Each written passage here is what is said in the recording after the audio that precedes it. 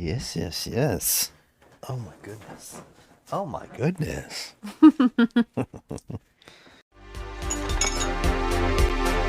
Now it's garbage.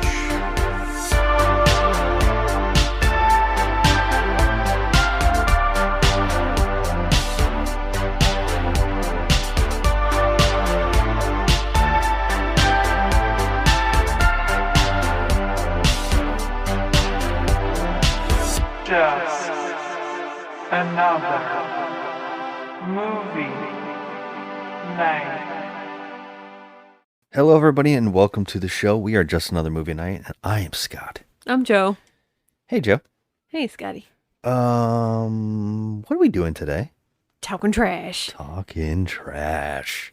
Talking trash indeed. This is our show to review, spoil, debate, crap on, and give second chances to the hated, the lowest rated, the much debated, and the often forgotten flicks on the internet. All while asking the question, is this the worst movie ever made? And if not, what is? Because here on the show, we truly believe you can't review film unless you know what the worst is. That brings us to what we've been doing all month, which is, this was a total accent this month. We've just been watching movies that happen to have a theme about people being trapped in a location. It's just peril. Terror happens at their location. Yeah, and so far, we started with a person trapped in a pool, which can't believe that exists. Then we had a bunch of people trapped on a train. Yep. Then we had people trapped on a yacht, right? Yes. And each time there was a thing that was stalking them. Mm-hmm. So the first one was an alligator or a crocodile. The second movie was Satan himself. Mm-hmm. Third movie was a mutant cat hybrid creature of we don't even understand it. And tonight, we got one we don't understand at all, but here we are once again with a train movie, kind of. I mean, it should be noted that this is our second viewing of this, and we should know. We should know more than what we do right now, but we don't. Yeah, and I was gonna say that I was gonna set it up, but then say it, but I might as well just say it now. Tonight we're talking about a movie that might actually be the movie that made us watch and love bad movies. I think so. Because I think this might have been the first movie you and me shared. Well, I mean, there was movies like Witchboard and stuff like that we had watched together. Oh, there's a lot of trash from like before this. But this was the movie that made us go, our minds blown, and it somehow planted one scene in this movie, planted itself into our subconscious that we, throughout time, remember this one bit. And this is one of those movies that we found in a 50 movie pack, and we just randomly put it on one day. And one scene just got in there, and I think from there on, we became like obsessed with watching these movies and giving them all second chances. And sooner or later, we finally started doing this podcast, which virtually because of this movie. So we're finally doing this movie, finally seeing it for the second time. And we are, of course, talking about a movie with the tagline, "A one-way ticket to hell and beyond." It's 1985's Night Train to Terror. Or as it should have been known, Scream Your Head Off, Death Wish Club, and Cataclysm. Otherwise known as the 3 unfinished films that were compiled into this anthology film that we're watching today. So, yeah. Wait, these were all supposed to be separate films? Oh, they are all separate films. Stop it. Yeah, there's 3 separate films, and they all exist. In fact, the first movie in this movie is called Scream Your Head Off. It was re-edited into The Case of Henry Billings. It was directed by James Carr. Death Wish Club, re-edited as The Case of Greta Connors. And Cataclysm, edited into The Case of Claire Hansen. These are all movies that got butchered into this film. So they filmed a movie around it and stuck these movies into it. Are you serious? Yeah, so these are real movies. These are real movies. Feature-length movies. And this is the rare time that we've done a podcast where, revisiting this movie, we didn't remember a damn thing except for... You want to take it away? Dance with me, dance with me, dance with me, dance with me. And now that we've seen it, everybody's got something to do except you. So dance with me, dance with me. Daddy's in the dining room, sorting through the news. Mama's at the shopping mall, buying new shoes. Everybody's got something to do, everybody but you. Come on and dance with me, dance with me. All right, so the reason that stuck in our brains, now seeing it a second time, I know why. Because we hear it 4 times. Is that all?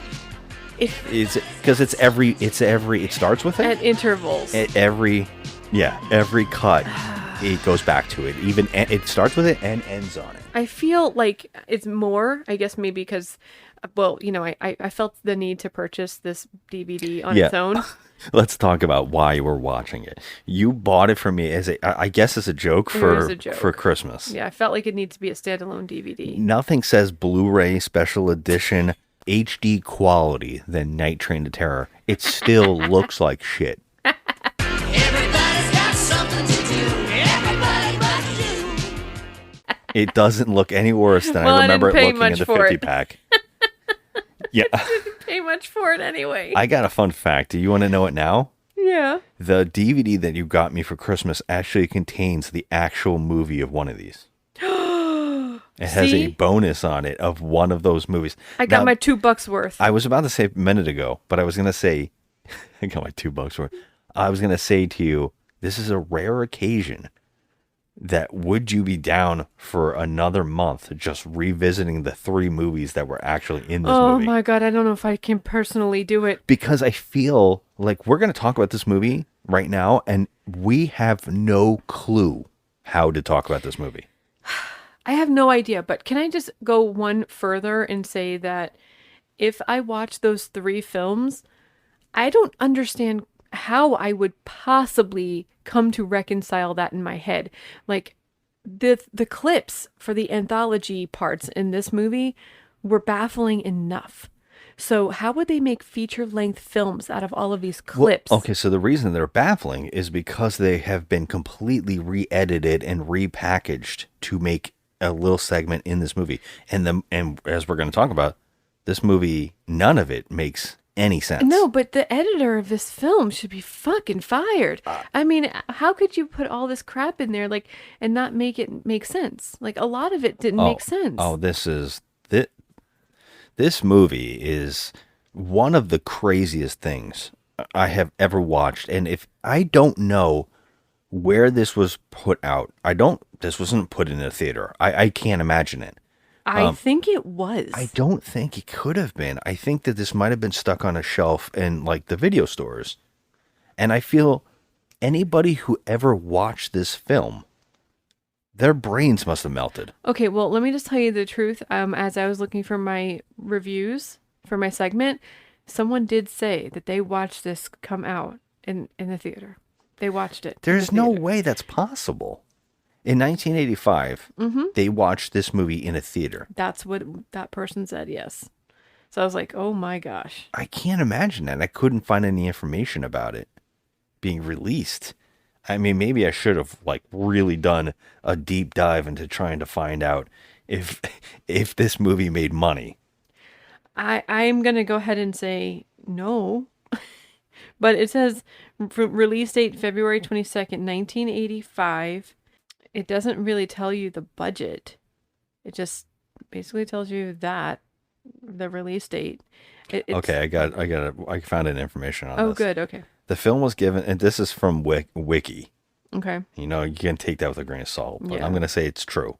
The film was given a limited release theatrically by Visto International in 85, opening regionally in Knoxville, Tennessee.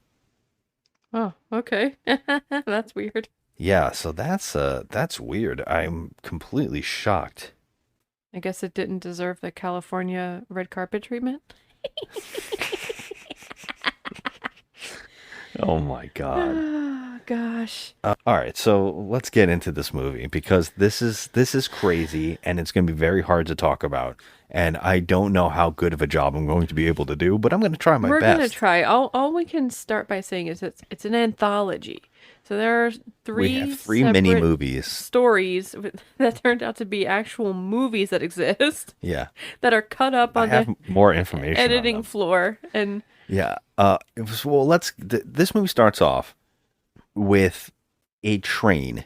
We see a train, and we get a weird music video clip show of, and now this is what made me laugh. I knew it didn't happen, but you had said it, because we're watching what looks like a music video happening inside of a train. Apparently, it's totally a room dressed to pretend that it's a train, but it's the worst job you've ever seen. it really is, yeah. The band is singing that Dance With Me song. And we're watching an entire music video for this song, including the singer jumping in back and forth into new outfits. That's why I thought that it was a music video, because, whenever you watch a 1980s music video with, like, bands or, groups or whatever, they cut different times in the series. You're waiting for this movie to say, Yeah. like a director go, cut. Right. It does not happen. No. They're not filming a music video. It seems like they are, but I mean, okay, we'll just pretend that this guy can switch clothes like magic. Well, He looks like Eddie Redmayne, by the way. I don't see it, but I like that you He kept does look talking like, about if it. they ever remade this movie, Eddie Redmayne could That's play. what you said during the movie made me laugh. Remake this movie made me laugh my ass off. You know what? I think they could, and I think they can make it better. Oh, sure. They should make this the Shudder TV show. Oh The my Night God. Train to Terror TV show, where it's just the core concept of different episodes happening. You know what? I would be here for it. I know you would be. And I would. every episode has to start with Dance With Me, Dance With Me. Yes, That's the of opening course. theme. That's the freaking song. So we're seeing this band do this. And by the way, the reason I know this is a music video, because later on in one of the scenes, some of the band people, I don't know if they're groupies, I don't know who they are, but there's about 15 people in this band. And one of them says, like Shaggy from Scooby-Doo, he kind of goes, "Wow, oh, I wish our van wouldn't have broke down." And she's like, "I'm glad it did. This is groovy."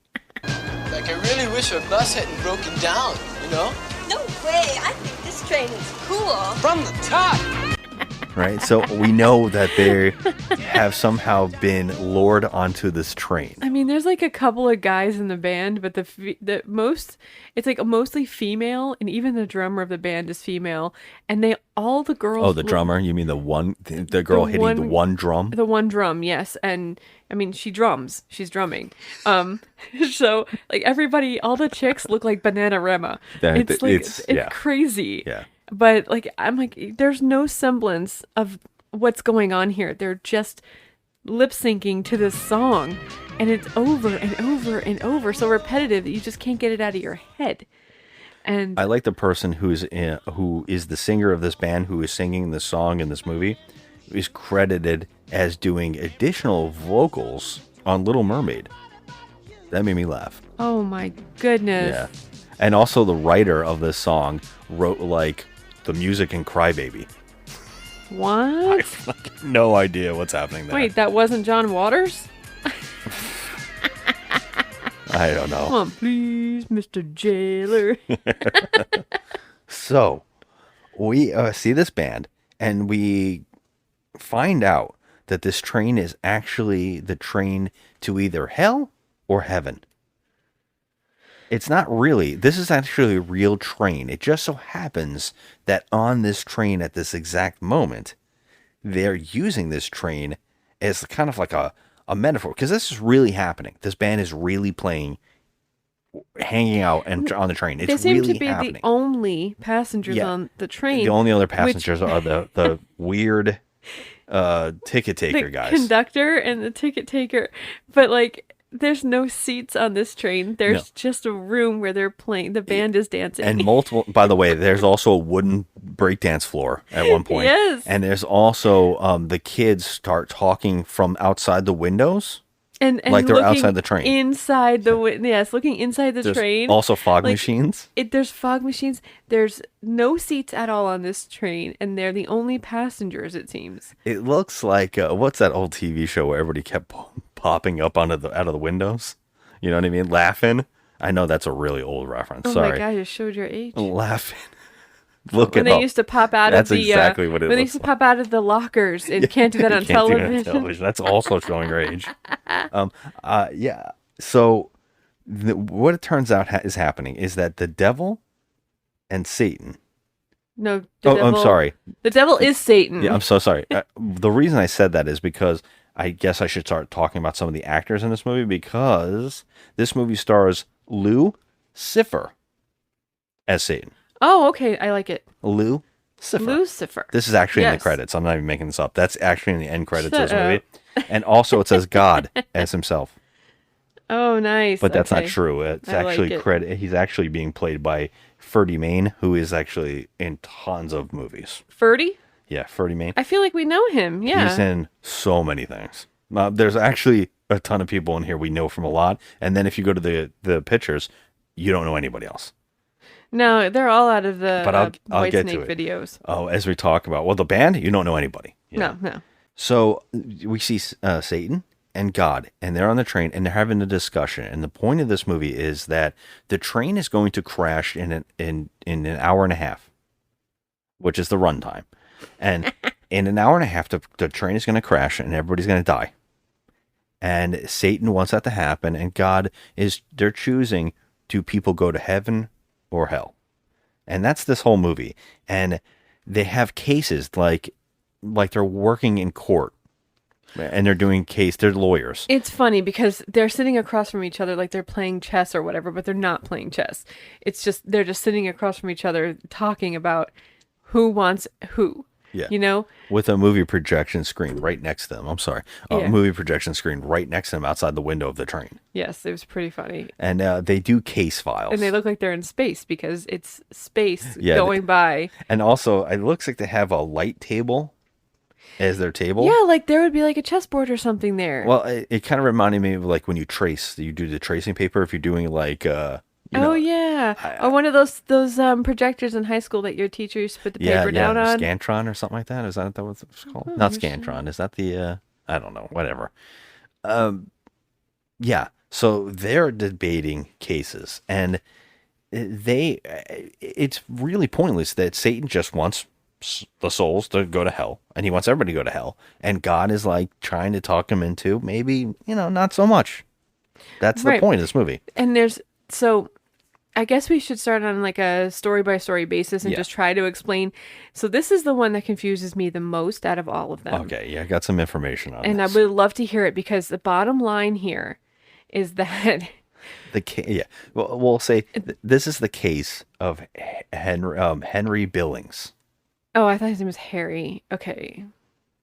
Henry? Okay. Is it? I don't know. It doesn't matter. So tell me all about this story because none of this story made sense. It took forever for us to grasp what was happening here. There's a lot of craziness going on. It's going to be very, very hard to talk about. This is probably the one that, and I cannot believe they started the movie with it because you're right, it is Harry Billings. So Harry Billings, right? So they made a whole, like you said, a whole movie based on this. Okay, so here's some great information. I'm shocked. I need information. The case of Harry Billings exists in 3 movies, Joe. Oh, There for are 3 crying out loud. movies. This movie, of course, Night Train to Terror. Then there's a movie called Scream Your Head Off, which the producers took the filmed footage that the director had worked on. He was working on a couple films, and then he left the U.S. and went to England to take some time off. When he came back, he was shocked to find out that the producers took the movie footage that he filmed and made more footage and stuck it together and made a movie. Oh my God. So after that, after years go by, he decided to finally finish his film. So then he released a movie called Marilyn Behind Bars. What?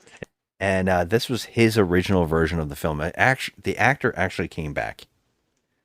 Okay, so that is 3 versions of this movie that exist. And so what the footage that he had filmed, they took it into this movie, and then they had to film more footage. So an actor keeps changing his hair, his shirt, his arm hair. That happens so much. And there's new scenes filmed. It's all because they rushed it in to make more make sense. It still doesn't make any sense. They do such a sloppy job They of tried it. to make it make sense, but honestly, I could not understand half of what was going on in this first story. Yeah, so now if this is a case about God and Satan trying to debate, does this person go to hell or heaven? It's confusing as to what exactly is the story here that they're debating. Because what we find out is in the opening shot, there is a woman in a bridal gown. Right? She's not a bridal gown, but like a wedding dress. And they're in a car. That is a bridal gown. Okay, I didn't know if that's what you call it. I Have thought you maybe gotten married before? No, I have, but I haven't worn a gown. I thought maybe What was it called that I wore then? a wedding dress. Is it a difference? No, I it's thought a maybe the bridal gown. gown was the bridesmaids. No, those are bridesmaids' gowns. Fuck. Who the hell knows? They're not curtains. You want to go get married They're not again? curtains, Joe. Let's do it all They're over silk again. sheets. Let's go get married again. We'll start all over. Wanna Let's start- start again. Well, you already been married twice, so we can know. get married a third time. What was the dress that I wore for the second wedding for our vow renewal? What I was that? bought you a nice polka dot. was fucking gorgeous. Rockabilly dress. Yeah. Yeah, So that's what it's called, a dress? I would think that was a dress. Okay, good. Okay, just checking. What do you think? I don't think. I mean, whatever. It doesn't matter. So the wedding dress. Oh my god. She's in a car, and the car is shifting. And it's so funny to watch. This actress is just like, whoa. Okay, can and we she's just like, talk about the car? It's a Matchbox car. It's not real, right? it's a like, real car. It's It's sped up big time. They sped up the and footage. also they shrank. They used they shrank the film, so it wasn't in like widescreen. It was in like, what's that, full screen or whatever, and like, so it shrank and squished the car, so Oh it my looked god, even worse. the car looked like an eraser, like that you get like at the carnival, Yeah. like one of those little erasers. It was so tiny, but in the close up shot, she was in the car with her husband driving. Any shots outside the car, she's not there. Yeah, but any shots that are far away, there's nobody in the car. I You see didn't a even driver. see him. You can see a driver, I but couldn't even see him. I was like, oh my god, what? but it's is so this? funny because the car's just whipping, and she's just like, "Ooh," going back and forth, and she looks over, and there's a guy driving the car like crazy, and he just glances at her, and then she finally says, "Hey, honey, can you take it slow?" Harry, you're driving too fast.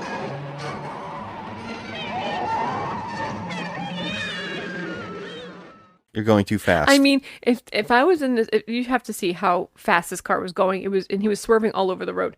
I would have been screaming my head off. Yeah. In terror. oh, In yeah. terror. And their narration kicks in, and it doesn't sound like either of the actors playing Satan or I don't know who Or the God. actor is. No, doing I yet. don't know. I don't know if it's supposed to be the ticket taker guy who is working for Satan, apparently.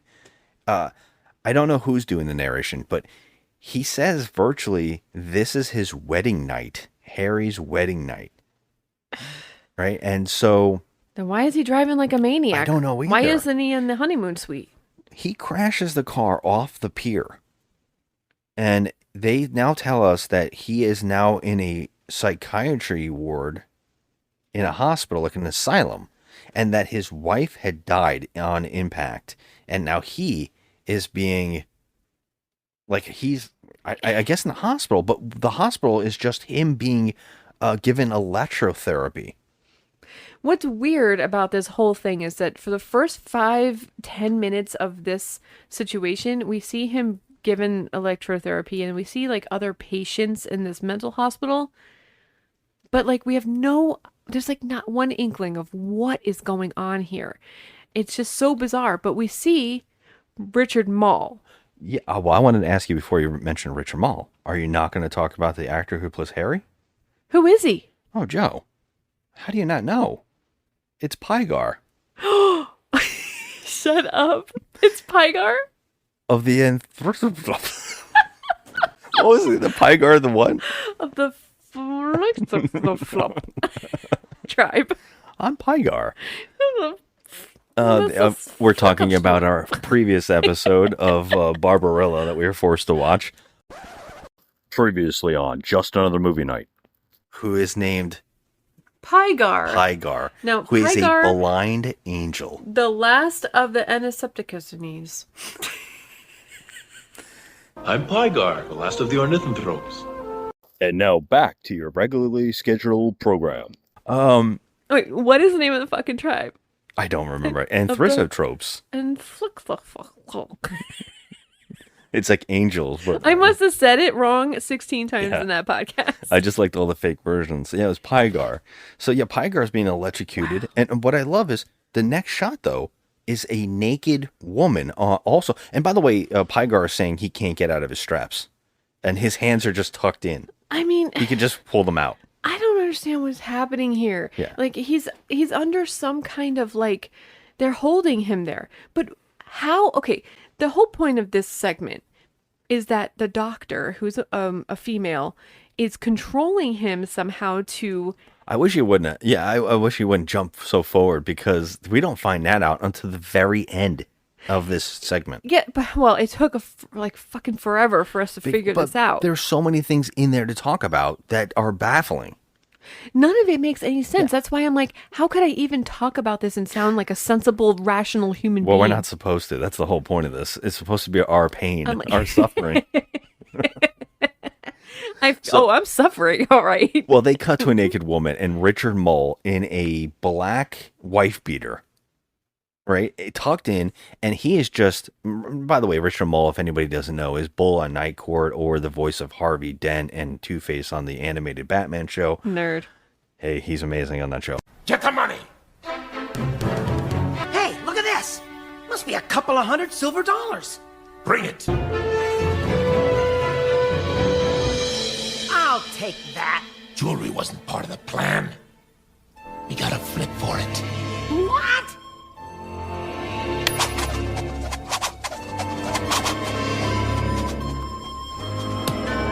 Good side. Leave it. But Two-Face? I said leave it. So he is just out of his damn mind in this film. And he is torturing or killing these women, but we don't know why, because there seems to be two doctors in charge of this whole place. Yeah. And we don't know. They seem like they're almost cutting people up or doing crazy surgeries. And as we see, as it goes on, that's exactly what's happening. Richard Mole, and then also, I guess we should say this, Pygar gets out of, because we start seeing segments of him going and picking up women randomly through different places by drugging their drinks. Like, we go to church, which we couldn't stop laughing about. He goes to church and he like pushes a woman out into the aisle to stand next to this other girl. And then when they get the wine, you know, the blood of Christ or whatever, he drops a pill in there, I guess. But the woman looks like she knows that he drugged her. It seems like she's on to him, but she's fine with it. And the next scene, she's being cut up in the place by Richard Mole. It's weird. So we don't understand, though, why he is doing this. Yeah, and they keep doing it because he picks up a woman at a bar. He drugs her drink clearly in front of another man and then buys that man drinks. And then that man shows up and he's like a cop. But he didn't do anything about it at the time. No, it's very bizarre. The bartender is a woman. She goes missing. He brings her there.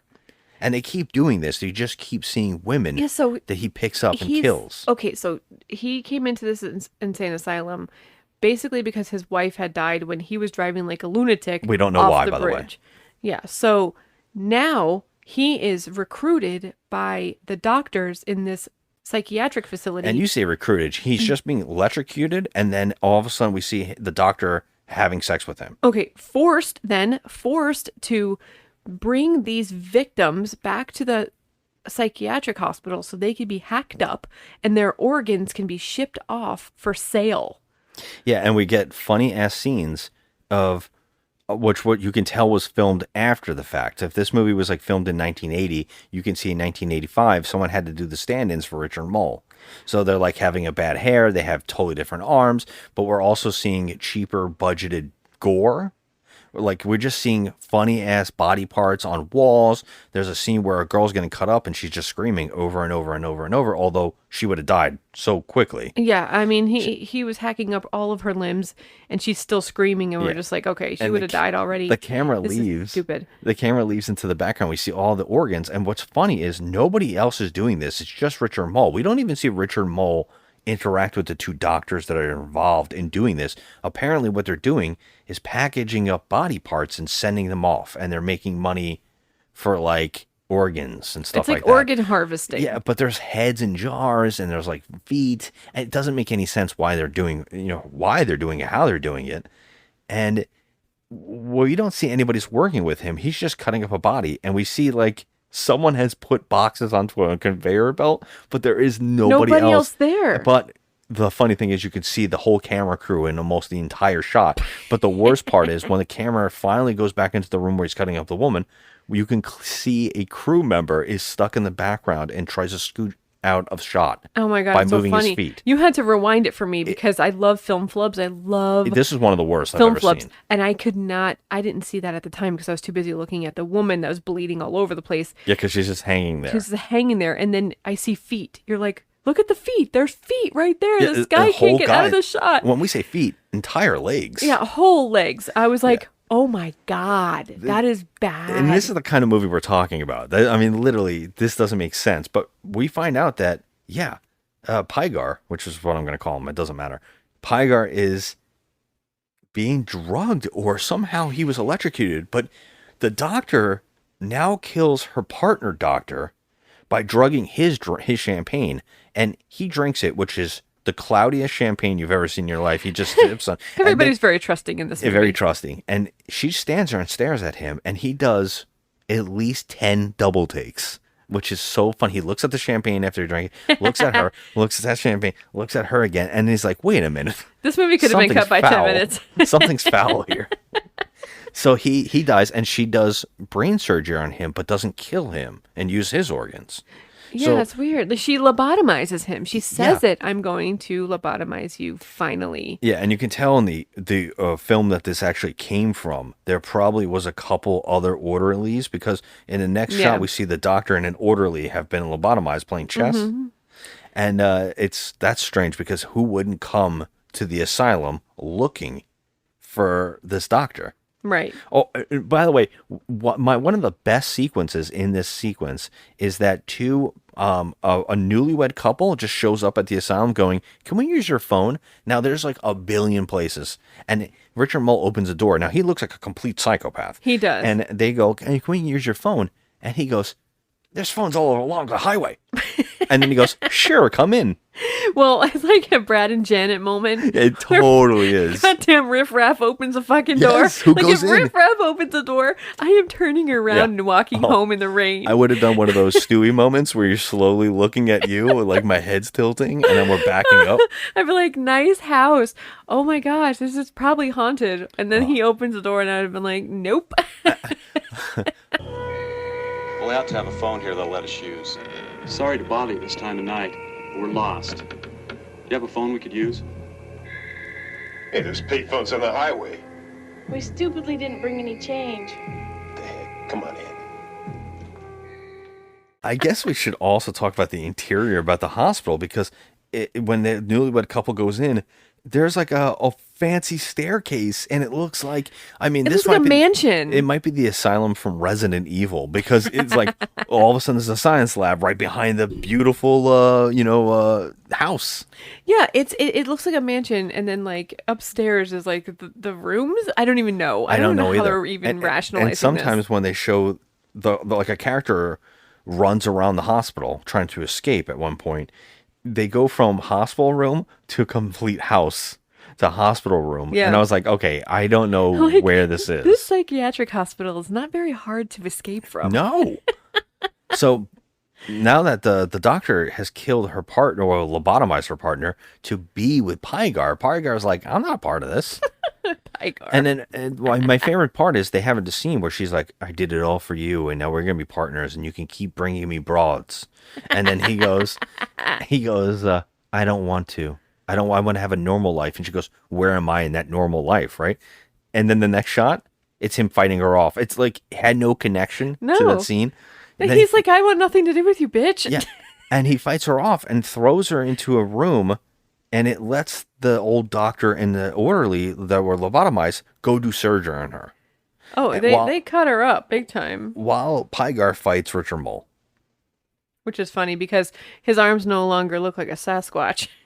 Yeah, because they stunt double or something. yeah, now it's like Richard Mole's arms. He doesn't have Sasquatch arms. No, he Richard doesn't Mole. have it's Sasquatch the other arms. stand-in actor, and Pygar, he's saying that he's now not in her trance, that he had her in a trance, and he's going to go save all the women that are there. But when he goes in the room to save the women, he just stares at them and then leaves. I know. I was like, wait, What? wasn't he supposed to unstrap them and take Something. with He just him? kind of looked at them and went, ain't Save worth anybody. it. There's too many. So this whole story was about him and whether God was taking him or the devil was taking him, correct? Yes. So at the end, he didn't save anyone but himself. Yeah, and then he kills Richard Mole, which is, well, we got to talk about that. We got to talk about it. Richard Mole and him have a big fight, and he falls to the floor and smashes the table, and then he gets a scalpel. Richard Mole comes over him to stab him with like a pole, but all he does is scalpel his midsection, and Richard Mole's just like, I can't do anything. I give up on life. But he doesn't give up on life enough because Pygar is able to run into a room. Now he goes into the house from the hospital hallway. It would have been cool to see the guts spew out. Well, what we do get to see is Richard Mole now goes, you know what, I could do something again. I'm going to go after him still. So he comes in the doorway, and now Pygar somehow has found a machete. One of the best tools that you can find in a hospital. In a psychiatric hospital. They exist, you know. I guess we should have pointed out when he's cutting up that one woman, Richard Mole, there is spatula shadows. There's every kitchen utensil and like, a ladle where hanging from the goddamn It was one of those potato mashers. Yep. Yeah. What is going on? But yeah, he finds a machete, and then Richard Mole just goes, "Oh shit," basically, and just screams, and he cuts his head off. Yeah, it's pretty in epic. the funniest gore sequence ever. Now I don't know. Did God make a decision on whether or not he's worthy? So God says that it isn't his fault that he was forced into being this thing, and he shouldn't suffer for it. And he's like, and the devil's like, no, well, you know, he look at all the bad things he did. He didn't really do anything. He didn't help anybody. He didn't. And then the God's like, it shouldn't be on him. I choose he goes to heaven. And then, they actually don't come up with a decision because the guy comes in and goes, maybe you should have 100 years in purgatory. That's right. And then God's like, all right. But the devil goes, I get all the doctors and I get Richard Mole. Yeah. So they're having like a little like powwow of who gets who. But I think that the 100 years in purgatory for Harry, I think that's excessive. Well, we got to talk about this before he even went to the psychiatry ward and obviously went under her trance. He already was a drunk driving lunatic that killed his wife on his wedding day. He really was. You know what? Maybe that is a fitting punishment for him. We don't even know what happened there. In purgatory. Yeah. So, I mean, I think this is the only one that's not like, it's like up in the air, right? All of these are baffling. Even the devil's baffled by every choice that God makes. Well, okay, so Harry gets 100 years in purgatory. And then we get another dance with me scene of the same exact people. Like, that all look like Bananarama and Eddie Redmayne, and they're just dancing, doing the same shit, except we get like a 5-minute sequence of the guy, the main singer, breakdancing, which is kind of cool. I like dancing, so I like that. Yeah, I didn't know if that one happened after this next story or if it's between these two. Happened though, Scott. You know, it happened. And by the way, it's bad, right? It's one of the worst. It looked like a ray gun from the Olympics. I don't even know what's happening. It wasn't just as spinning. bad as her. And by the way, the camera can't shoot breakdancing, so it keeps like shooting his crotch. Okay, I noticed that too, and I was like, all right, I'm waiting for the ball flop, but I didn't. I just can't. Okay, so the next story we have is and by the way, this one is the movie is called Death Wish Club. It has this one I found very bizarre. Death Wish Club. This one's called The Case of Greta Connors. Now, I I don't know which one's more baffling, this one or the first one. I mean, I think this one is more baffling because I didn't understand, like, what the hell is this? So What's the story happening? is that Greta Connors is she's a carny. She sells popcorn at a carnival. And a guy comes up to her and is like, you know what? I don't want your popcorn, but I'm going to buy you. So he starts sticking money in her bra or like her shirt. And he keeps giving her so many hundreds that he finally takes the popcorn and throws it. And he's like, come with me. So she does. And we get a narration now that they have become a couple and that he is rich and famous and that he uses her. It should be noted, though, that she wants to become a singer. Yeah, they say singer or actor. And she plays piano, so she wants to become something. So she sees this old man throwing money down her shirt, literally, and she's like, ooh, what can you do for me? Yeah, and he's like, I'll make you a star, baby. And he puts her in porn. Right? And we get a porno. What it's like, it's so baffling. It looks like assault and battery. It does. It's like a violent porno where it looks like Davy Crockett comes in and like has his way with her in a cabin. Yeah, he's dressed like a pirate. He looked like a pirate or something. The raccoon hat. Either way, he looked like a dirty vagrant, and he looked like a fur trapper from Cannibal the Musical. Now the funniest part is this is being watched at a party in a bar, but the confusing part of this scene is the porno is taking place in what looks like a wood cabin, and then when we see people watching it, it's in a wood cabin. So I thought this was the camera crew or people just watching it live on stage. Too. And then they showed that there's a bar back there. So like people, I was like, what is happening? It's like people a whole paying for group this? of men with a movie projector watching her have assault and battery with Davy Crockett or whatever. What we find out is a guy is invited to this party by their friends to get drunk and watch a porno together. This is Glenn Marshall, college graduate enrolled in medical school. He stopped by his fraternity house for a beer one day, a day that would change his life. He saw Greta in one of Youngmeyer's movies. It was love at first sight. Glenn had to find her. And the guy falls in love with the actress in the movie. Do guys do that? Do guys sit around and watch pornos together? I feel that that's uncomfortable to watch a porno. Have you ever watched a movie where it had like a heavy sex scene? Oh, yeah. We do with our friends every Monday night. Yeah. We put on bad movies, and that's a staple in bad movies. It is, but however, I never would imagine, I've never known anyone, I mean, they never told me, but any guy that sits in a room with 8 other guys and just watches porn together, I feel like that would turn into some sort of like orgy. Or something worse. It makes me think of the actor from Hogan's Heroes, right? He was famously killed. He would do that. But the guy who ended up killing him, he would watch pornos with that guy. Yeah, what's his name? Chuck Barris? Yeah. That's him? Is it? No. Gong Show? No, not him. No? No, Chuck Barris was the guy. Oh, he was lived a for a while. CIA. Yeah, he said he was a CIA agent. Oh. I don't know.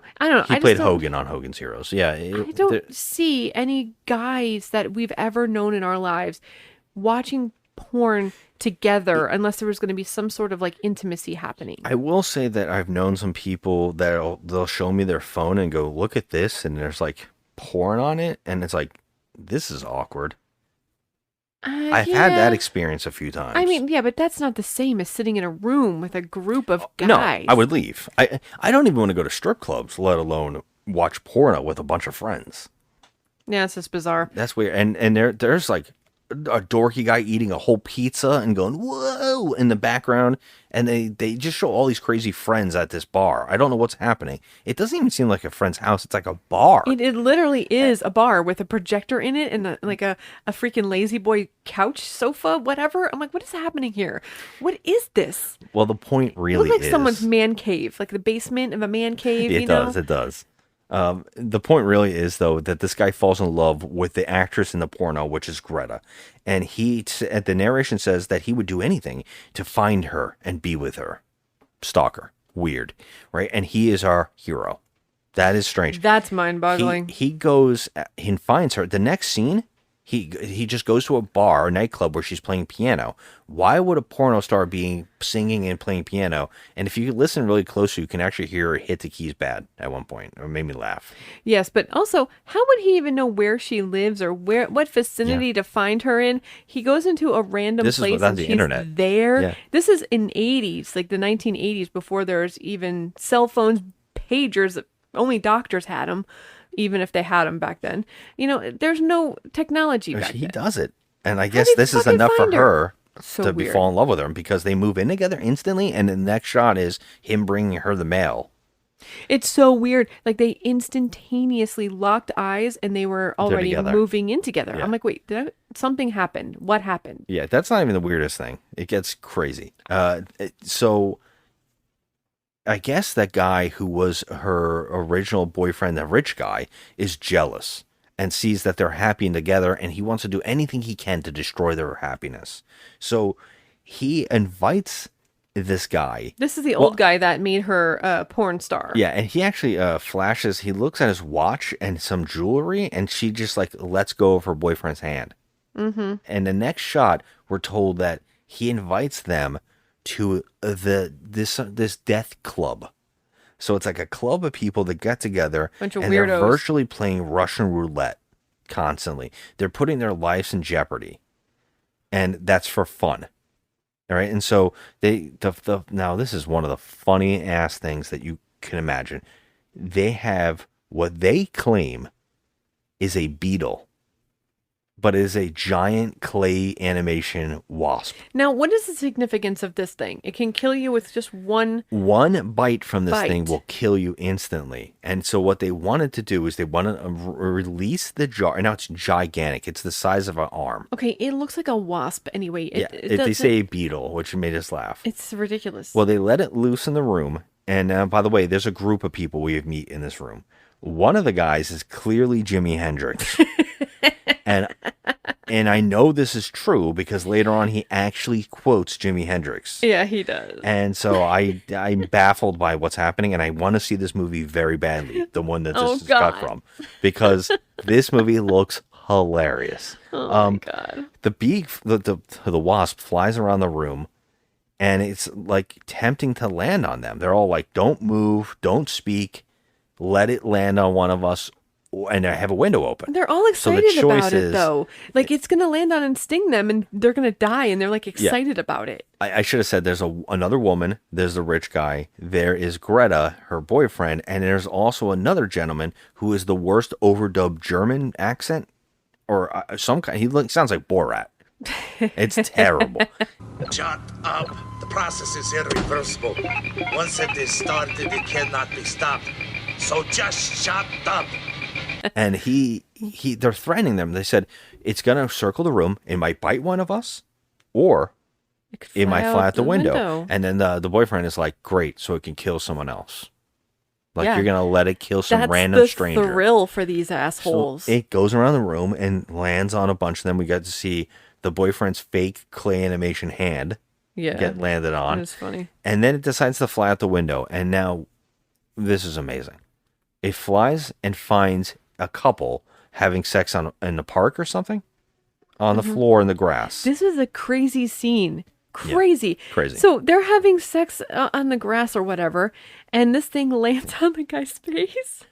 It Is lands that right? on his face while the girl's riding him. And he doesn't see it at first for some reason. His eyes are closed. How? It's don't like know. the size of a freaking torso. It's huge. It made me think of the movie Caveman with Ringo Starr. Yeah. Oh my it's- God. It lands on his face. The mosquito. Yeah, the huge mosquito. It lands on his face and bites his cheek. And then it flies off and his face explodes onto the other girl's face. That was insane. Yeah, It was insane. So we were like, oh I my thought God. that we were going to get more scenes of the bug literally killing people. No. But we only got that one. Because we're moving on because it wasn't successful. The boyfriend didn't die from the beetle. Right. So this guy's like trying to kill her off. Now, we start getting sequences of this insanity to the point where he doesn't want to have anything to do with Greta anymore. And he is forced at gunpoint to keep doing these games with them, apparently. Now, the next game we get at gunpoint is where they all have to sit in electric chairs. and they all have to strap their thing, and there's a supercomputer that selects randomly one of them to get electrocuted by this thing. I am the Contessa's electrocution computer.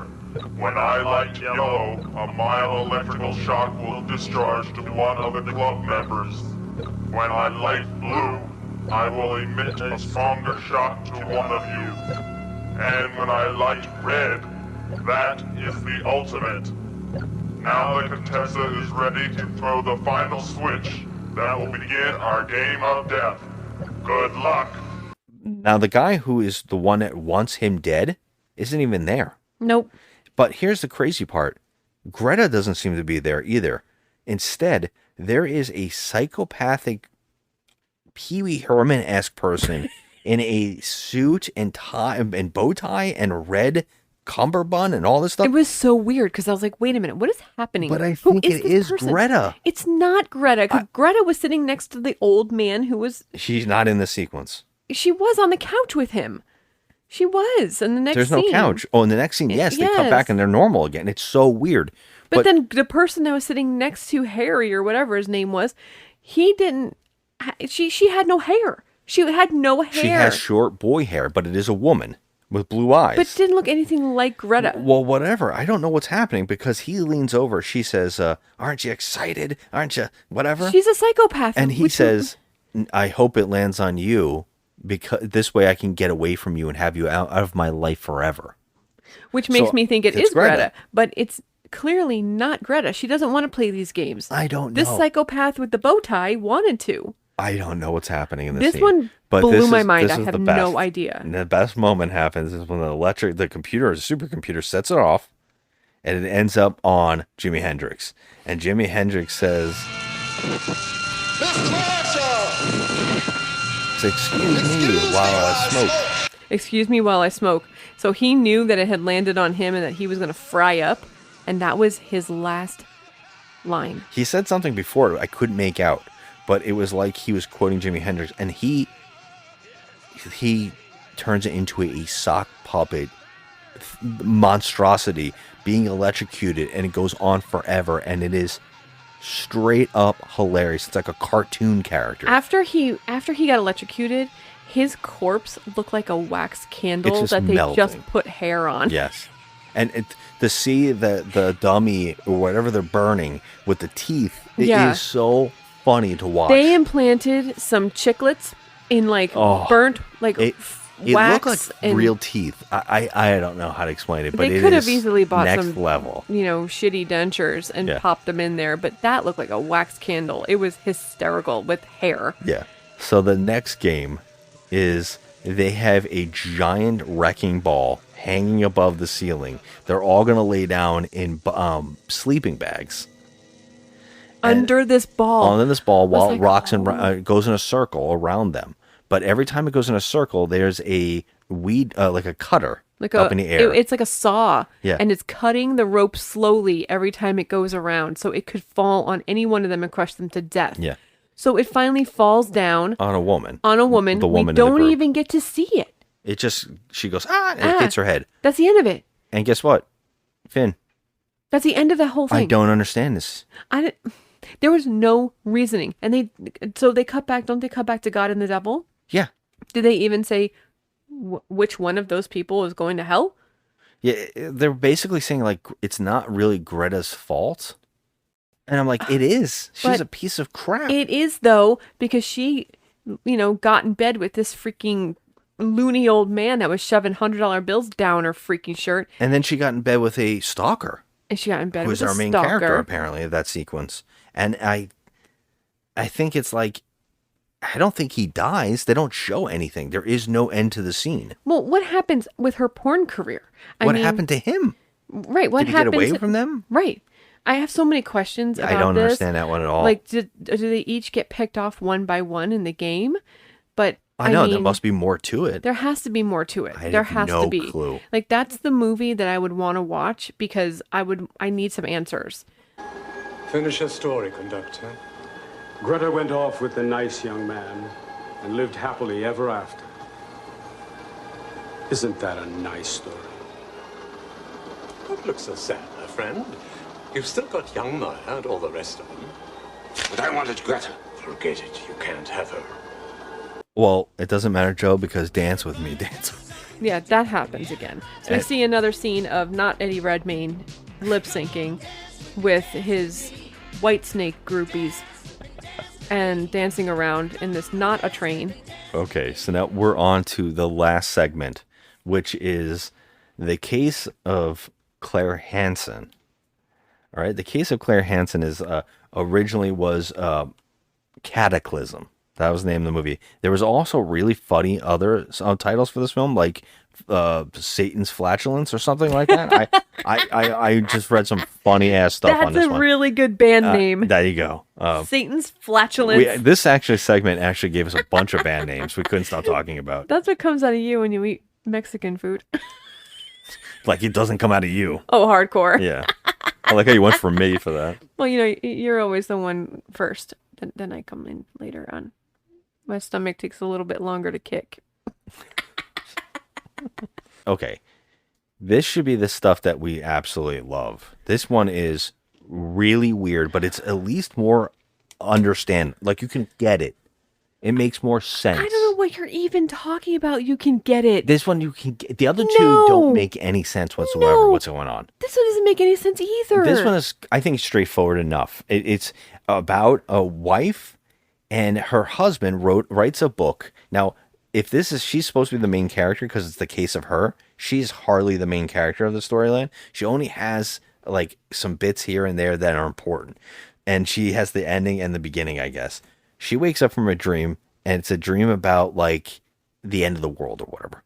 And it turns out that her husband, who is played by Richard Mole in a terrible wig. Oh my God. Again, I don't know why he's in another one. Okay, this wig, why? I don't know. What was the reasoning on this? Don't know. It clearly looks like they tried to make him look like an old man. He looks like Jason Blood. I know. I don't even know terrible. who. Yeah, what is this? So he has written a book, and by the way, he is a Nobel Prize winner. He is rich and famous. He wrote a book called God is Dead, and the whole point of the book is that he has discovered that none of the religious stuff that we know of is true, and it's all fake. And so if we should live in a society where there are no gods. And, you know, I don't know what his goal is besides that. He says it all in such a dark manner. Such it's so odd. I don't know what his end goal would be for the world. He does it in a way where there is no hope. So it's bizarre. And he's going to release this book. And so it's kind of like starting off this whole thing. But you would think that would be the main thing. But we cut to a whole nother bunch of characters. So we cut to an old man. We actually start. I don't even understand. There's a scene where we cut back to the Nazi regime where it's World War. Nazis come in and kill an entire band of people playing instruments on a stage. They kill all these people because of a debt, and we don't really know whose debt it is. We don't know anything about it. But we cut to an old man, and this old man is watching television, and on television, the guy who was the Nazi. Mm-hmm. That killed those band members is still the same age, and he's being interviewed on camera talking about some concert they're at. I don't really know what's going on there. This guy looks like a deflated Meatloaf. You know, like the musician Meatloaf. He looks like him with all the air and the fat sucked out of him, and he's just like what he would look like normally. But he's also got a painted face. It's like white painted, and he's got like his eyebrows are completely like stenciled in. And he looks like he stepped like literally right out of like a music video. Yes. Like it's crazy. He looks amazing. But the old man freaks out. That's the guy who killed my family. Yeah. Right? So during World War II, his family got killed. We don't know if they're the musicians, we have no idea. By the Germans. Doesn't matter, I guess. But he has clippings all over his walls of Nazis, right? And he is like trying to find them. So he runs out to the hallway and starts banging on his neighbor's door. And then the neighbor isn't in there because he's walking up, and it is legendary bad movie all-star Cameron Mitchell. This is the first Cameron Mitchell movie we've done on this podcast. Can you believe that? That can't be right. It's true. First Cameron Mitchell movie on his podcast. Cameron Mitchell is like, okay, he's a national treasure in this house. He is something else. He is this next level, so bad, he's phenomenal. He's amazing. And he shows up, and again, you know, he finds a way to use, like, say, son of a bitch or something like that. He always does in every scene, every movie he's ever done. Yelling. He's a good yeller. He's very calm in this one. He's very tame. Calmer than you. He's probably not plaster like he normally is in later movies. He still smokes, chain smoking, and still saying, son of a bitch. But he, the guy's freaking out. He says, come in here. I found him. I found the guy who killed my family. We have to head out there now. And he's like, look, I'm just a local cop. I don't have jurisdiction. We have to go. So he pulls him in the car and they drive over to where this thing was being filmed. It so happens that the thing that was being filmed is right down the block, apparently. So they drive over there and he sees him. He's like, that's the guy. And he's like, okay, now we see him and we can follow him. Okay, that's where he lives. And it's this amazing house, by the way. Yeah, it looks amazing. like a museum. It's gorgeous. Crazy looking. It's really nice. Now we know, but I can't arrest him. You got to understand. He doesn't have probable cause to arrest this guy. It was so many years ago. It's 40 years ago, and it was a different country, and I have no say. And he's like, and also, the guy hasn't aged a day in 40 years. How could he be the guy? Right. So Cameron Mitchell's looking at all these clippings on this old man's wall, which, by the way, I made mention to you about. Yeah, we should talk about it. There's about, I don't know, 20, 25 different clippings, news clippings. I don't know about you, but in World War II, did they take close-up photos of random Nazis? Yeah, because there's like a bunch of photos. I don't think that's so stretched. It's the 1871 that he had on his wall. Remember that? We were like, yes. Wait, does he have a picture of a newspaper from 1871? It was very clear as it was taken by like a Kodak. Yeah, and what I love about that clipping, it was clipped out like we used to do with this on Sunday Funnies. Yes. And like stuck on the wall. So it's like, that's from 1870 something? Yeah. And you're just cutting it with scissors and it's sticking on a wall. Yeah, Like, I'm pretty sure in logic would dictate that would be disintegrated. It probably would have disintegrated. Yeah. So he's like, I don't know what I can do about it. Well, the old man's like, well, I'm going to do something about it. And right about now, you might be asking yourself, what about the woman and her husband who wrote the book? We don't understand it either. But what's going on is we're following this old man to go kill this guy at his house. So he breaks in the house to go kill this guy that he thinks is the Nazi. When he opens up a curtain, a giant monster puppet pops out, and this guy, it's clearly another person with a wig, the chest explodes out. And that's it. This is the part of this segment that I thought we were dealing with a Nazi vampire. Yeah, it's a demon. Yeah. So I thought he was a vampire. I mean, look at him. He's pale. Yeah. He looks like Steve Perry from Journey in 1980 with that hair, the feathered hair. He just looked like a vampire. So I was like, oh, okay, this is gonna be cool. This is gonna be like a maybe the only horror-esque segment that we really get. Oh well, all of them have been. I mean, a touch of it, but the second one not so much, except for the funny deaths. But the first one with all the cutting up people and all that kind of stuff. Yeah, it had a little bit of an element there, but this one goes for it. This one goes hard for it. This one goes, yeah. This one's insane. And now that guy's killed, but now here in the weirdest thing, his body has shown up in a parking lot apparently, bruised and now tattooed with 666 on it.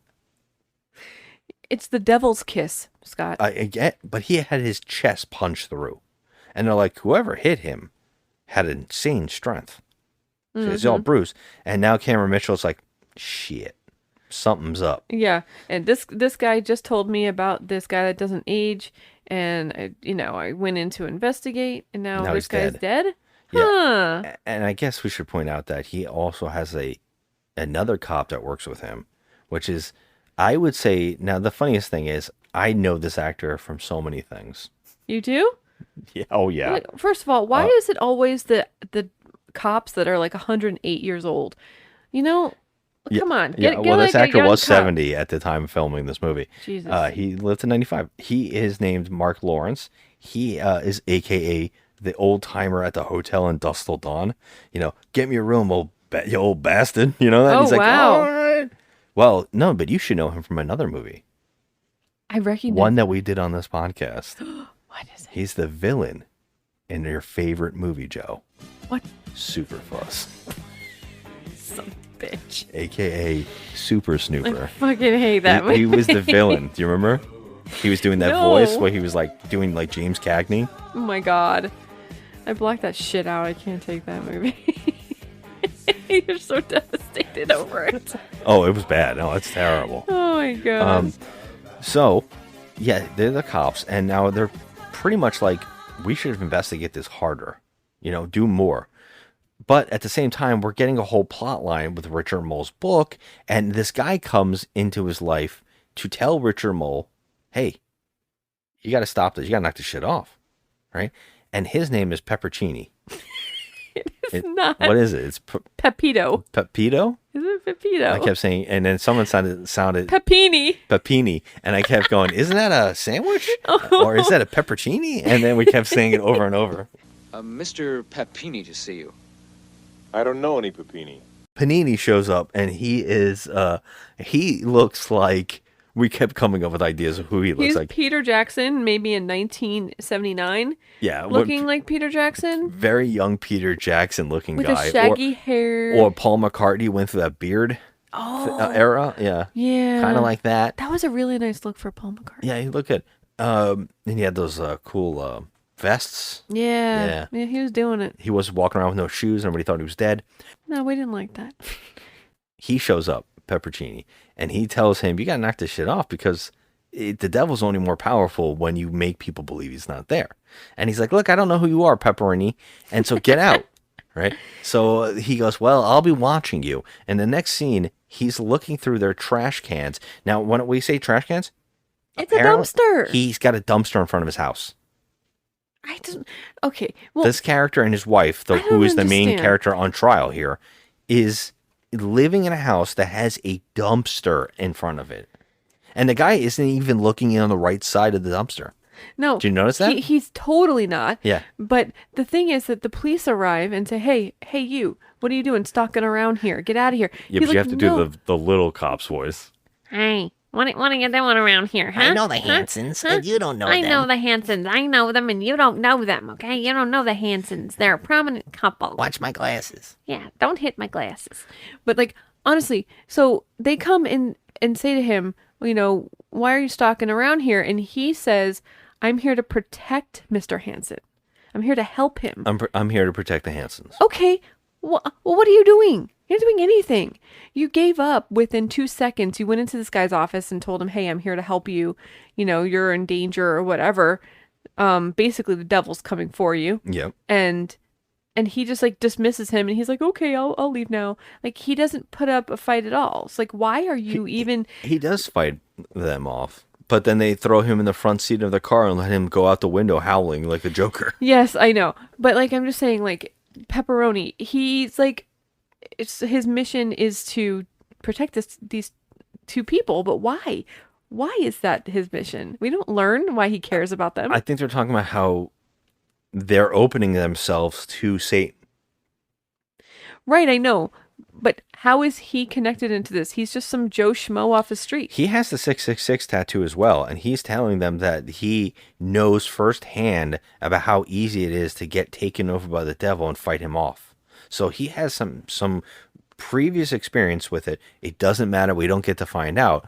What we do find out is that the devil does take interest in the guy who wrote the book, the husband. And he wants to have a meeting with him. But at the same time, the cops have come to the house to try to stop this guy because he's like, look, he tells his buddy, the other cop, we got to go over there. I think it's him. And he shows him. He's like, look, I found this out. This is the same guy and all these different, although that's exactly what the old man told him. He now just figures it out that it's true. I love it. They have a whole scene of him looking at through a magnifying glass at all the pictures on the wall, although you can just look at them normally. I know, right? And he's like staring at them. And then he's like, they are the same guy. Let's go arrest him. Well, they get to the house, and the devil has already beat them there because he traps the one cop in his car, and the other cop comes over, so Cameron Mitchell runs over to help him, and they just blow up. And when we say blow up, it's like someone dropped napalm. Stock footage. Stock footage of napalm explosions. And we don't ever see anything about that again. But we do see is that he kidnaps Richard Mole and puts him on a cross and then becomes a giant monster. Like a huge clay animation demon. Yeah. It's terrible looking. Oh, it's just terrible looking. Fantastic, Joe. Oh. And my favorite part of these are the humans. Like Richard Mole now becomes a clay animation Richard Mole, but it's like Mr. Bill. It's just like really bad versions, and he just sets him on fire on a cross. I mean, here's the thing. This is what bothers me about this segment is that this has nothing to do with his wife, who's the segment is about. Well, she's the one being judged. We do find out right now, Joe, that she goes to a priest and does a confessional, and the confessional, the priest tells her in some of the worst acting I've ever listened to in my life that she is the chosen one. Where have I sinned, Father? What is happening to me? You have been chosen to combat the evil of Satan and his emissaries on earth. God has granted special powers to those who are pure in thought and kind in heart. This is your cross to bear. Why me? We cannot choose our fate, nor the times we are born to live in. It is not by accident that you have met the devil's emissary. You are one of the chosen. He can never destroy you. Now, you have a task to perform. Look down at the floor.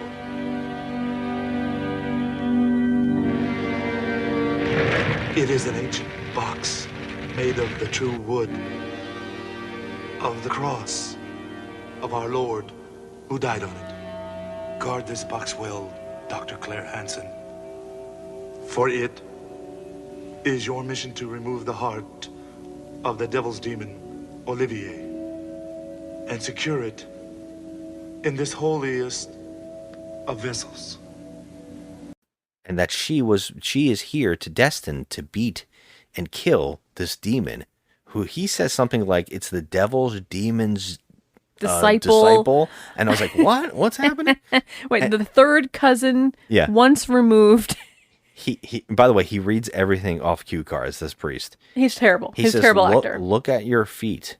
There is a box here. And then we see a hilarious thing on the floor. 2 tiles open up, a light comes out, and a box rises above it. And then the tiles will close underneath it. It's so funny. Hey, the art department put some work into that. Oh, it's so amazing. He's like, take it and put his heart inside the box. You have to kill the demon. The only way to beat him. Now, why is she the one sent to do this? I don't know. But we do know that there's a random woman in the movie who Pygar goes to. Not Pygar, Peppercini or Pepperonis or whatever his name is. He's out of jail apparently. He goes to a lighthouse on the beach. And he finds, and he sees the woman. Now, I don't know who this woman is. Well, he's like, who are you, you beast? I know you aren't one of the angels. Who are you? And she's like, I'm Ishtar. And she turns around. She's like a skeleton monster with her, like a worm hanging out of her mouth. I have no idea why this scene even occurred. What does she have to do with the demon, the guy that's a demon? I don't even know who this is. Was this the wife, person pretending to be the wife? Because I didn't know who the woman was. No, I don't know who the hell she was. I don't know who she is either. Sense. Well, Pygar, Jesus. Stop calling him Pygar. Yeah, PETA flies. Pepito. That's not his name either. I know. He flies out. We're terrible storytellers. Onto the beach. He gets blown out to the beach. And the sand on the beach opens up, and a spider clay animation character comes out and grabs a clay animation Peter. Paprika's. Paprika. He grabs Paprika and shoves him into the hell. basically in Okay, hell. but can I just ask you? Okay, you said that you found this clay animation to be pretty decent, I have to give it credit for or trying. give it credit for trying, but it's so It's bad. It's bad. bad. It's really but it's also bad. kind of quaint. It's also kind of like, No. oh, they try. You know, when, It's a like lump of clay that is supposed to be a person. you know when a kid gives you like a drawing that's terrible and you stick it on your refrigerator and you go, oh, it's so great. I'm gonna put it right here on my refrigerator. Well, that's different. I watch this movie and I go, I'm gonna put it right here on my refrigerator. I'm proud of you for trying. I'm proud. You know, mom, whoever is holding hands in this picture has 18 fingers or whatever it is. It's like I'm giving you a pat on the head, and I'm giving this movie a pat on the head for this our animation. nieces have drawn us things. I love it. But Yeah, this, everybody this is knows. not like, come on. That's not something new. We all know I that feel we're like- pretending when we like those pictures. I feel like if you can't make it look at least halfway decent, just don't do it. You know? Do it. Go for it. I love it when you go for it because Oh my we're God. clapping. I was clapping. I'm like cheering. I love this terrible clay animation. Yeah. So Pepperini is dead, and they find his body on the beach, and he's just same thing as the other guy. He even getting shoved into hell doesn't matter. No, so Cameron Mitchell calls up the wife. Well, he's already dead at this point. I already told everybody that he's Oh dead. yeah, he's dead at this point. But yeah, she basically Was she it- gets attacked in a closet, which is funny. The ground Oh, yeah. opens up and she starts blowing around like you poltergeist. skipped the whole scene. It doesn't matter, Joe. It doesn't. Yeah, but she gets blowing around like she's gonna get sucked into hell as well. But she fights it off. We couldn't stop laughing because she's blowing straight, although Satan is right underneath her on the floor. Oh my god, I don't even know what they're trying to do here. It looked like a Barbie doll that they were using that they set on fire and it's like melting. Like when I was little, I tried to What was that though? The thing on the floor? burn The my people? doll. I was crazy. No, when they were trying to suck her through the hole. Yeah, but who was the Barbie doll looking thing? That The people on the floor? No, the lady, the main character. No, she's just like holding onto the bar. It's like a stunt man, and they put a terrible wig on him. Yeah, she looks like she's melting though. It looked like a fake like CG. I don't remember anything melting. Oh yeah, we'll It's have just to watch blowing. that scene again. It was bad. Anyways, no, she makes it out. She survives. That's why she's the chosen one. And now she goes and kidnaps the devil. Because the devil's with like another woman that he found at a bar. Well, she doesn't kidnap him. She hits him with her car. Oh, that's right. Because there's like a whole sequence where the devil goes and picks up a waitress, and a guy goes to kill him because of the waitress. I blocked that scene out. But I could tell you this. Takes off his shoes and he's got a hooves. Oh yeah, that's right. That's right.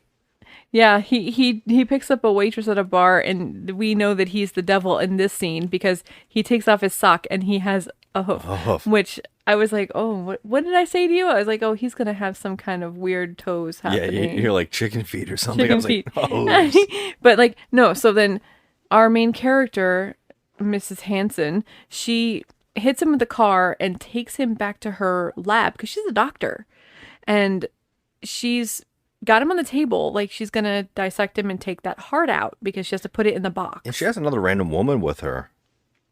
Yeah, it's the woman that he had with him Yeah. at the house. So I guess she just decided to take her I guess. along. That Like, didn't make any so sense to me, stupid. yeah. But she only really needed him, so it was weird. It was just another way to create more carnage in this scene, I guess, by having that girl there, because he wakes up in the middle of getting his heart cut out and starts attacking the other girl and killing her. And then when Mrs. Hanson takes the heart and puts it in the box and turns around, he's standing there Because- and the girl is on the table And instead. her heart is out. And And it's, her it was heart is her out. heart the whole time that she cut out. I don't know how that I happened. think but, that he was glamoring her I or guess, something. yeah. I don't know. She was under some sort of spell. Which is odd because he was choking her Right. while and she was so putting the heart already in the he jar. cut out the wrong heart. So now is this what she's being judged for? Because So it was not her fault Well, either. The demon wins and she dies. And so they cut back to Satan and God, and then they're basically, he's like, she never wavered in her belief of me. And he goes, but I won. And Yeah. he's like, yeah, but even though you won, she still believes in me and still fought for me. So she comes with me. And then he's like, okay, well, I'm taking the husband because he wrote the book. He doesn't believe in you. And he's like, well, I think I'll let her choose. Yeah, and he's like, I wanted to keep them together. Yeah. God wanted to keep them together. Yeah, and the devil's mad about it. But then before he can even fight him about this, the conductor guy walks in and goes, it's time for the crash. So everyone on the train is going to die. Is about to die. And we get to see an entire train crash. And the whole band is murdered. They're all dead. And then we get to watch them sing again. Well, they're going to be judged next, is what we're led to believe, correct? Yeah, there's like a discussion about how all musicians either deserve to go to hell. He's like, all musicians go to hell. That was a pretty funny commentary, actually. He's like, yeah, the devil's like, most musicians are with me. Yeah. And he's like, That's not pretty all fucked of up. them. Yeah. So the band, that's it. That's the movie. The train crashes and everybody dies. And then for the credits, we watch the entire music video again. Again. Now, this is like, what, the 5th time? Because even in the DVD menu screen, we have to listen to this song. Well, they know. And I also love the screenshot is of the girl trying to kill the devil on the operating table. Yes. It's just like her eyes are crossed and everything. It's amazing. This movie, this is our second viewing. Now, I'm going to say the first time I gave it a 5. What? I did. Get I gave the it a hell 5. outta here. I think because of the whole 80s feel and like just the don't remember anything silliness but Dance of With it. Me, Dance With Me. Yeah, I think the silliness of it, but I got to tell you, looking back at that review now, I'm like, holy shit. Yeah, I gave it a 3 back then. Wow. Yeah. I think we probably had a little tiff of like, Well, oh you've my God, why did you give it that? No, you've come a long way in your reviewing. You started realizing that it's there's more to a movie Well, review back than then I'm like I'm a nostalgia freak. Yes. You know? So I love the 80s. I love everything about it. If there's like the more 80s in a movie, the happier of a person I am. Okay, I love the wardrobe, the hair, the ridiculousness of it all. I love it all. And I thought that this movie had that, but I don't know what I was thinking back then because this movie is not a 5. No. The love of God, this movie is not a 5. So that's the question. My question normally is this the worst movie I've ever seen? No.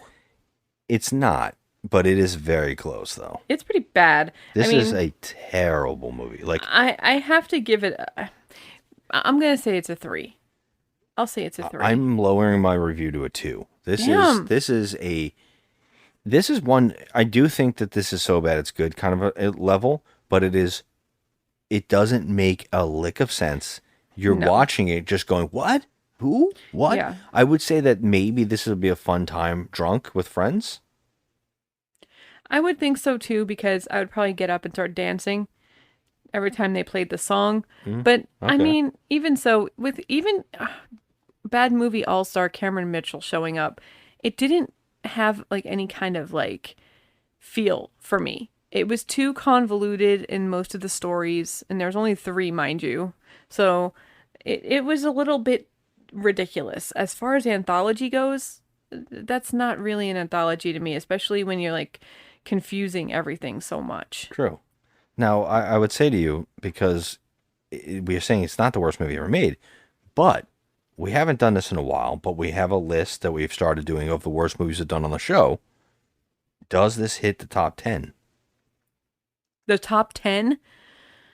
No. Really? I don't think it's in the top 10. Wow, okay. I mean, we've seen some freaking garbage. You would watch this again over some of these movies? I would watch this again over several of those movies. Like Dinosaur Island, I would watch this again. I don't know about the top 5, but I'm thinking the top 10. I was thinking, is Murder Size, Showgirls, and Barbarella and Death Sport worse than this? I don't think so. No. I think this is worse. But I will tell you, I would watch this again over Showgirls. I hate Showgirls. Hate it. I'm never watching that shit again. Do you think that this should go to number 6? What's number 5? Leprechaun Back to the Hood. Oh, yeah. I think this is number 6. You think this is better than Back to the Hood? Yes. What? No, I don't know about that. I'm iffy about that. Oh. I think I would rewatch this, but I think Back to the Hood might be better. Oh man. I know. At least it's a plot that actually Well, if you were makes gonna sense. put it, then put it at 5. All right, You it's have going to. on our 5. Okay. And that brings us to our segment of why we can't have nice things, where I read out 2 extremes of internet reviews, a 1-star and a 10-star review, as proof that people can't review movies for shit, and they ruin it for all of us. So I'm going to start with the 10 out of 10. There are several 10s on this. So this one's a guilty pleasure worth seeing. My rating is very high because I had the distinction of seeing Night Train to Terror during its theatrical release in 1985. The film can't be compared to any other because it's so unique. It's not, as many other reviewers have stated, just a hack job of old films chopped up. A surprising amount of care went into creating special effects for the second and third stories, and didn't appear in the original versions. Also, most surprisingly, new gore footage was shot for the first story, something I never knew until I heard the DVD commentary. If you're a collector, this is a must. For the casual viewer, see it once, and just try to get that song out of your head. 10 out of 10. Okay, this is... So I'm going to ask you about that 10 out of 10 because I'm a little confused. Are they suggesting that the clay animation stuff was added after and it isn't in the originals? Yes, sir, that's what he said. Oh my God. He's saying it's not in the originals, that they added that later on. Oh no. Right. I do want to watch these movies, but now I'm a little shocked. If that's not in there, what's the reasoning? It's going to be a worse piece of trash. Oh my God, I wonder what's not in there and what is. And now I really want to, I'm so fascinated. Okay, go ahead. All right, 1 out of 10. Forget Plan 9 from Outer Space. Ed Wood deserves an Oscar compared to this film. Everybody's got something to do. Everybody but you. This is a line from the song that the Faded band sings on the Night Train to Terror in the film. Truthfully, if you have seen the film like me and have sat through its entirety, then everybody really does have something to do. Everybody but you. This film was a grade A piece of horse manure. My apologies to all horse manure for the insult. The plot stinks. God looks like Robert E. Lee, and the devil looks like he just came from the cutting room floor as an extra that did not make it in the worst episode of Fantasy Island. Worst of all is Richard Mall from TV's Night Court shows us that his part as Bull in the series was Emmy Award-winning caliber compared to his terrible performance here. Jimi Hendrix makes a return from the grave in one of the 3 stories in this film. His line, "Excuse me while I smoke," is spoken while he is being electrified in a scene that appears to be a spoof of another piece of trash, the Death Wish Club. It's a sad world when the only special effects in the film are bad claymation. Okay. I mean, I think he's dead on. I can't argue with that. Can't argue with it at all. I can argue with this 10 out of 10, though. Yeah, of course. I mean, this is ridiculous. He obviously worked on the film crew. Crying out loud. Oh, man. He was at the freaking theatrical premiere. It's that whole thing about how, like, you have something that you love, like, that the song, and he's just, like, has fond memories of hearing it and seeing it, which we did, too. Seeing it again, I'm like, wow, this is terrible. Well, like, it totally out-80'd itself. I mean, it was so 80s, it was beyond 80s. And I love that. But it couldn't save this. I mean, this is a hack job. It really was a hack job because I didn't understand anything that was going on in these segments. No. I've seen horror anthologies and I love horror anthologies.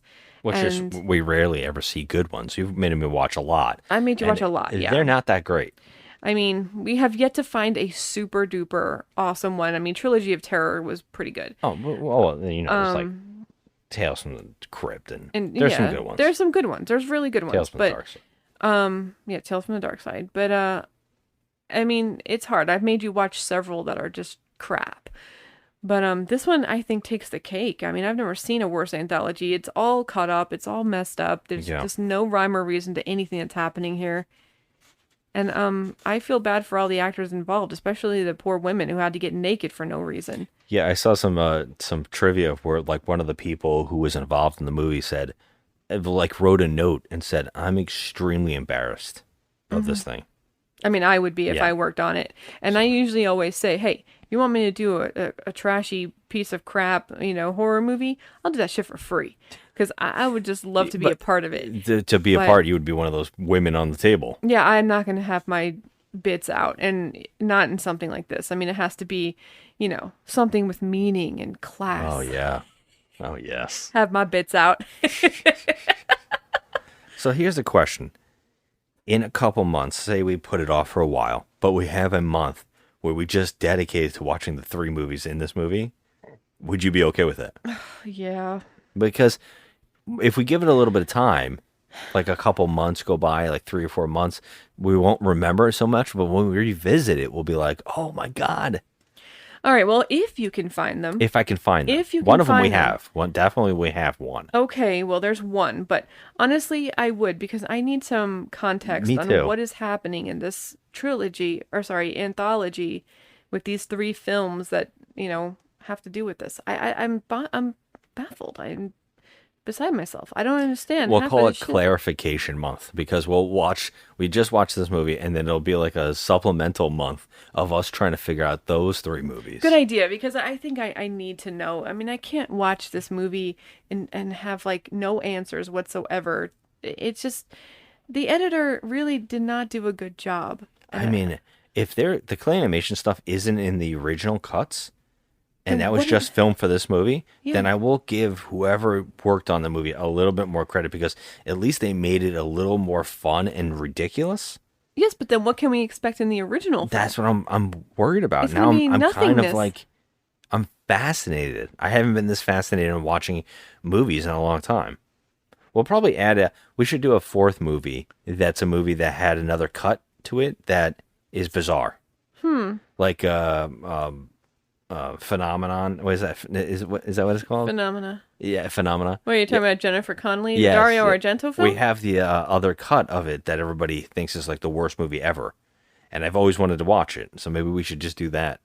Yeah, I'll do Argento. I never say no to Argento. Yeah. That's like the one where I think it's more about the monkey or something. It's such a weird thing, like American cut of it. Yeah. I think it's called Creepers or something. It's not even called that. Yeah. I think Crawlers. I think. No, that's Is something it? else. You're thinking about a movie Is it? we did on the show. Oh, am I? I get them all mixed up. It all runs Crawlers together. was the one with the toxic waste and the tree branches. The stuff that I dream about when I go to sleep. All right. So, you have any thoughts on this movie? Besides, you have any parting thoughts? No, it's just trash. I mean, it was fun to watch because like we just looked at each other with our mouths hanging open the whole time, and this is our second time watching it, which means we didn't remember shit Yeah. that happened, except for the dance with me, which will never get out of your head ever, and you won't now because we're gonna be plugging in the song the whole time.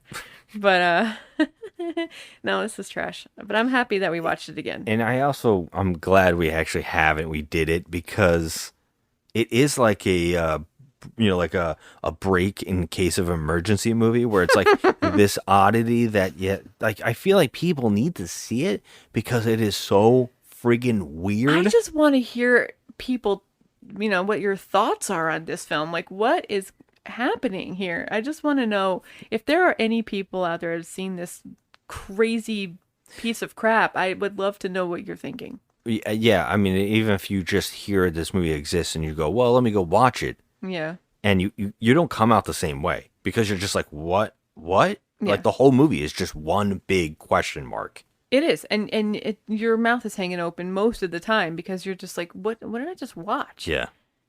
So, yeah, I want everyone to see this movie. I feel like you have to see it just because it's just something to behold. It's definitely a different kind of filmmaking. It's like they either cared too much or didn't care at all. It's Yeah. weird. Well, I mean, yes, absolutely. Well, this is the end of this month of oddities that we found with these weird things that had a weird running theme, especially trains. We're moving on to February, which is our Valentine's Day month where we give love to somebody who's made suggestions online. So we will be doing an entire month of One person suggested 4 movies, so we'll be watching those 4 Whoa! movies. All right. Yeah, I need Yeah. to know who's responsible for that. Oh, that would be Viking Ken online. Viking Ken. Who is, Viking Ken. Who has the whole story of how we met him and everything in real life. So We met Viking Ken in person. Yeah. He's a very nice guy. We'll talk about that every episode. Will Yeah. I still like you, Ken? I don't know. So yeah, that's until next time, everybody. Thanks for listening. As always, hit us on Instagram and give us your picks or give us why you think you should dance with us. I would love to hear it. Also, Peppercini says hi. Hit us on Instagram at Just Another Movie Night, and Joe at The Crafty Misfit, making some nice things. Go check it out. Thanks, as always. Thanks for listening. Have a good one. Bye. Mama's at the shopping mall, buying new shoes. Everybody's got something to do. Everybody